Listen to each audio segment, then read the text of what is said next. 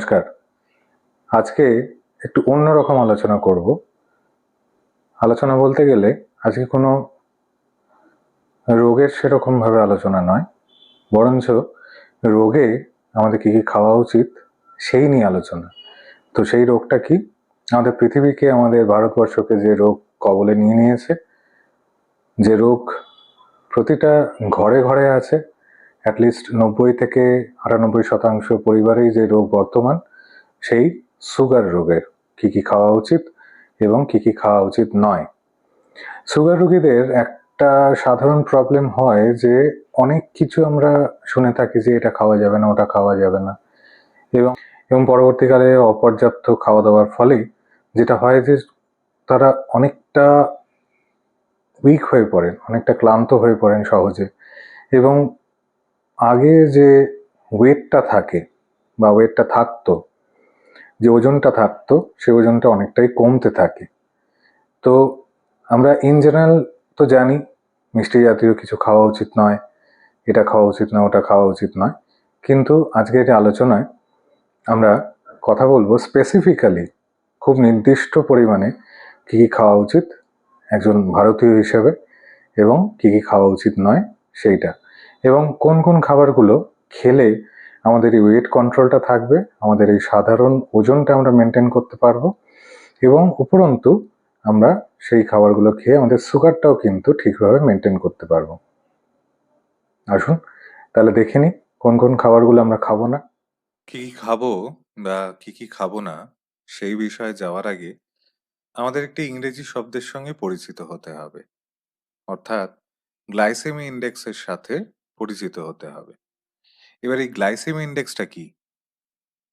গ্লাইসেমি index অর্থাৎ GI হচ্ছে এমন একটি একক বা সংখ্যা যা আমাদেরকে নিজেদের দৈনন্দিন খাওয়া দাওয়ার মধ্যে কতটা শর্করা আছে বা সুগার আছে সেটার সাথে পরিচয় ঘটায়। সহজ কথায় বলতে গেলে একটি খাদ্য আমাদের রক্তের মধ্যে কতটা সুগার বাড়াতে পারে সেটা আমরা জিআই দিয়ে আন্দাজ করতে পারি।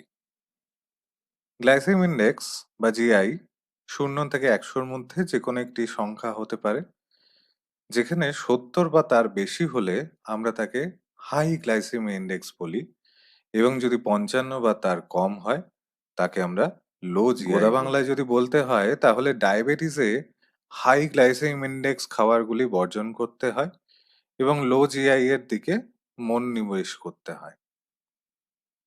তাহলে আসুন দেখে নিই কয়েকটা লো জিআই সম্পূর্ণ খাবার যেগুলি একজন ডায়াবেটিসের রোগীকে তাদের খাদ্য তালিকার মধ্যে অবশ্যই রাখা উচিত।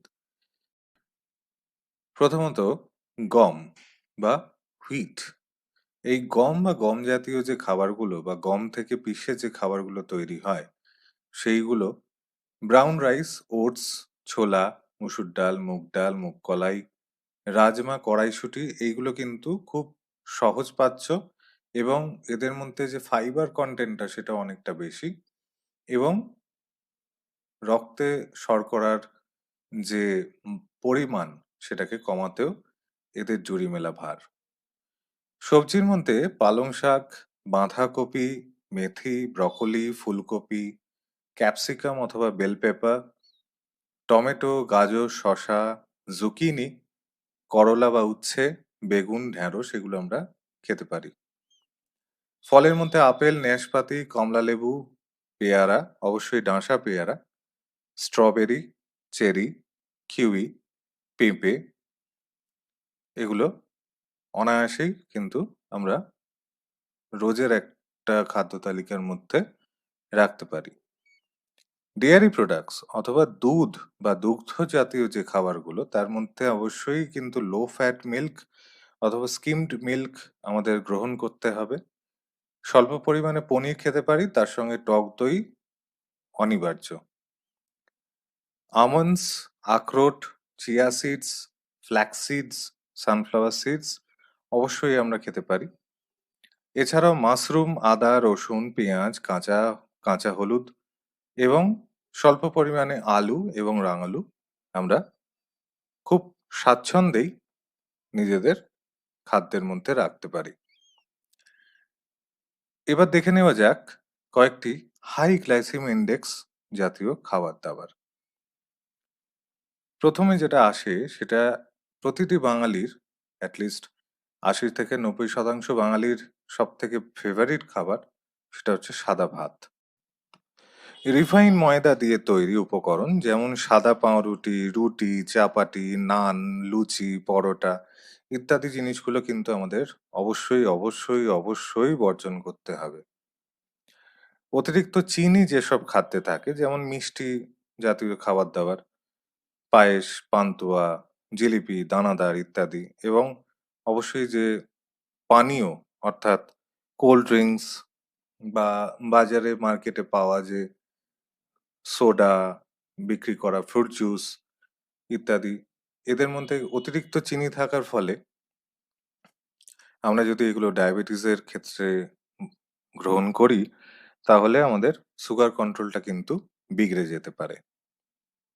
ভাজাভুজি এবং যেমন চানাচুর, আলু, চিপস, নোনতা, কেক, পেস্ট্রি, বিস্কুট যেগুলো রিফাইন ময়দা দিয়ে তৈরি হয় সেগুলো না খাওয়াই উচিত। ফলের মধ্যে পাকা কলা, পাকা পেয়ারা, আম, জাম, কাঁঠাল, লিচু, আনারস, তরমুজ, আতা ইত্যাদি একটু বাদ দিয়ে চলতে হবে। সবজির মধ্যে অধিক পরিমাণ আলু বা রাঙালু খাওয়াটা ঠিক উচিত নয়। গ্লাইসেমিক ইন্ডেক্স বা জিআই সম্পর্কে বিশদে জানতে গেলে এবং এই হাই গ্লাইসেমিক ইন্ডেক্স এবং লো গ্লাইসেমিক ইন্ডেক্সের অতিরিক্ত যে লিস্টটা বা আরো যে খাবারের তালিকাগুলো পেতে গেলে এই বইটার সাহায্য নিতে পারেন। যদি এই বইটি আপনারা কিনতে চান তাহলে নিজের নাম, অ্যাড্রেস এবং ফোন নাম্বার দিয়ে স্ক্রিনে যাওয়া ইমেল আইডিতে আপনাদের ডিটেলস পাঠান।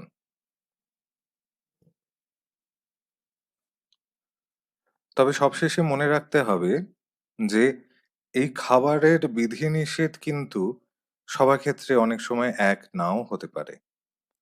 কিডনি, লিভার বা থাইরয়েডের রোগীদের খাদ্য তালিকা একরকম হয় না। প্রতিটি মানুষের আলাদা আলাদা ক্যালোরি ইনটেক আলাদা হতে পারে। সেই ক্ষেত্রে নিজেদের ডায়েট নিজেরা নির্ধারণ করে বসবেন না। আপনাদের ডাক্তারদের কাছে অথবা ডায়েটিশিয়ানদের কাছে ক্যালোরি মেপে যে খাবারগুলো আপনাদের সারাদিনের একটা ইনটেকের দরকার সেই জিনিসগুলো অবশ্যই জেনে নিন।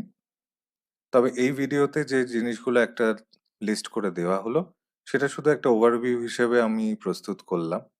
এটা কোনো ডায়েট চার্ট বা এরম কিছু নয় যেটা আপনারা দৈনন্দিন জীবনে ফলো করবেন।